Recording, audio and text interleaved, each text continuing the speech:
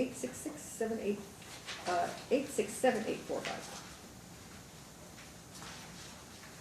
Morning, Your Honor. Philip Varricchio appearing on behalf of the plaintiff, together with Alexander Costa, who is representative also of the plaintiff. Good morning. My name is Alexander Bovtovich. Morning. Good morning, my name is Irina. Okay, so I was just talking to those folks just before you about this very issue, and that is that under Nevada law, a person over the age of 70 has a statutory right to request a trial in 120 days.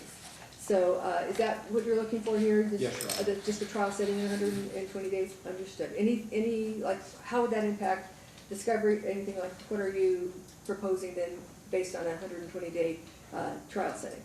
And how would that affect discovery or anything that's done? I think we have adequate time for discovery. A scheduling order has not yet been issued. Okay.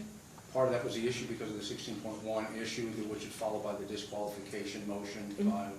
So there's not yet been a scheduling order, but I believe we have sufficient time to do discovery. Okay, so we would need to put in place a discovery order based on that? Okay, so I understand what the request is then. All right, counsel. Yeah, okay. Mr. Bovtovich? Bovtovich, yes. Okay, thank you. So, again, that's a statutory right. It is a problem. You have to schedule around, and it's a really tight time frame. I admit. It doesn't give you a lot of time. So what would be your issue with that? Well, we did file a counter motion to dismiss this case. The biggest issue is that so far we believe this is a fraudulent case, and we have been trying to get verification from Mr. Varricchio that it was the plaintiff who filed this case. So far, he hasn't provided that evidence. The verified complaint that initially signed should have been signed by Mr. Zurab. He gave us signature from a different date. Okay. All right. So a couple different issues here. If this is her case and she is the one pursuing it and she wants the 120-day setting, do you have a concern about a reason why she wouldn't be entitled to that? It's because you believe she's not really the plaintiff, so she wouldn't be entitled to that preference? Who's she? The plaintiff. She's not the plaintiff, Your Honor, Okay. but she's representing as, Okay. the plaintiff lives in Republic of Georgia. Just Scardisi, whatever. Yeah. So that person, I mean, they haven't challenged that person's over 70. But that person did not file this case, is what I'm trying to say. This is a fraudulent case. Okay, yeah, I understand that. So, but that's a different issue.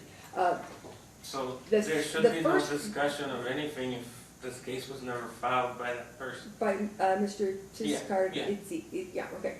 So if he is over 70, he is entitled to a preferential setting. I don't know But he's if he did not file this case, Right. why would he be? Yeah, okay, so that's what the issue is whether he is actually the actual real party in interest. Yeah. It's filed under his name, but is he really, and so you believe that he is not the actual plaintiff in the case, Yeah. and so would not be entitled to this preferential setting? Okay, got it. Anything else on your motion to dismiss? Yes, it's to dismiss, and because the lawyer and all the other third parties who apparently got involved in this case are all part of criminal and fraudulent activities, that I have provided plenty of exhibits of proof of them committing these actions. And this whole thing has been fabricated against us to prevent us from putting forward this information. Okay, so when you say putting forward the information, is it your concern you wouldn't have enough time to do your discovery and make all the disclosures that you would need to make in preparation for a trial? But could we establish if this complaint was filed by the plaintiff or not? Because why are we discussing trial and all these things? Well, you filed a counter motion. See, so he filed a motion for a preferential Yes. setting, and your counter motion Because is... he did not file it, so there should not be a case at all. Okay, okay, thanks. So, Mr. Varricchio. Well, Your Honor, first of all, that's not even raised in his motion. he's not attacked the real party in interest at all in the motion. But, again, the affidavit, the copies of the pictures of Mr. Zurab are attached. It's just not part of the motion. The other issue is one, well, getting through the emotional distress, the defamation, the libel. There are no claims pending for such claims. Even if had there been claims pending, these are privileged statements made in the context of litigation. So, one, no claims. Two, not actionable allegations. Third, there's nothing regarding here. All they say is, defendants have been under continuous personal and criminal attack by all the parties participating named in the previous court events. But that would include myself. It would also include the court. So that's why first it's difficult to respond to this type of thing. But we're saying there's nothing in here that attacks the timeliness of an expedited trial. There's no problems raised with a expedited file according to the statute. What they seem to be, when they do their counter motion, it's to dismiss the plaintiff's case, and it also seems to be a motion to amend to add their own claims for emotional distress and defamation. It seems like they want to amend their answer. If the court's assisting, that's the court's discretion. I That would disagree, seems, but... I mean, I'm trying to understand what the issues that the defendants are raising, and it seems like that's one of the, because I didn't see that they had raised these issues in a previous answer. The defendants have been subjected to libel, defamation. Their character have been numerous threats to their well-being, seek $100,000 damages. Well, that's essentially they're saying they believe they have a counterclaim. Understood, yes. Okay, thanks. Yes. So, yes. Yes, I wanted to add about that. I just wanted to finish the first motion. So yes, I can do the counterclaim, but I thought that would because I'm not sure of all the paperwork how to do it, but I'm working on that. But one question I had is Mr. Varricchio, he did file the reply to our counterclaim and counter motion, but I don't think it was done in time. Okay, thanks. So we have like three separate issues here. First of these issues is we have a named plaintiff. The affidavit says he's over the age of 75. He is the party who has filed. She can't speak for him. She's not an attorney. She's just here as a person. That's not the point. So if this plaintiff is over the age of 75, and I don't have anything to indicate that that's untrue, they are entitled under Nevada law to a preferential setting. So we can give them his preferential setting. However, that means we then have to get all this discovery done in a relatively short period of time. You essentially seem to be filing a motion to amend your answer to state a counterclaim. So that's what you want to do? You want to amend your answer to state a counterclaim? Yes. Okay. All right. Well, then I'm going to allow you to do that. I'm going to give him his preferential setting. I'm going to allow you to amend your answer to state your counterclaim.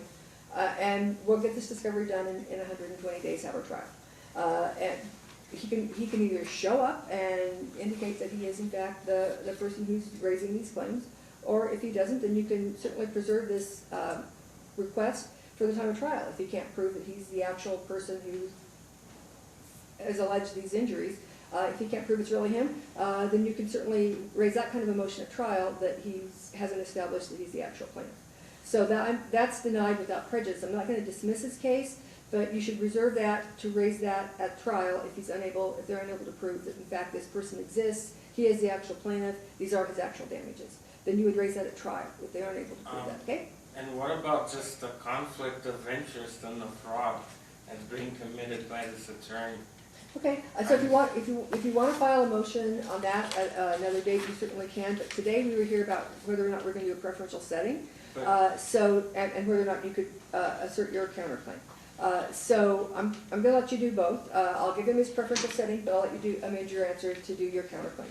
Okay? Okay. All right. So, Mr. Varricchio, I'm granting your motion for a preferential setting, and I'm going to allow the defendant's counter motion to amend their answer to state a counterclaim.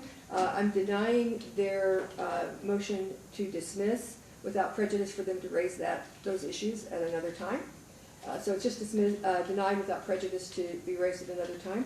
And so how much time would you need to file an amended pleading that has your allegations in it as amend your answer? Today or tomorrow. Oh, so like if we give you 10 days from when you get the answer, that the order that Mr. Varricchio is going to have to prepare, you file it within 10 days of that date? And Yeah. because we're going to get underway here. So the preferential setting is granted, and the approximately 120 days, just given how things land, to find a staff that's closest to that. We would probably be looking at the stack that is,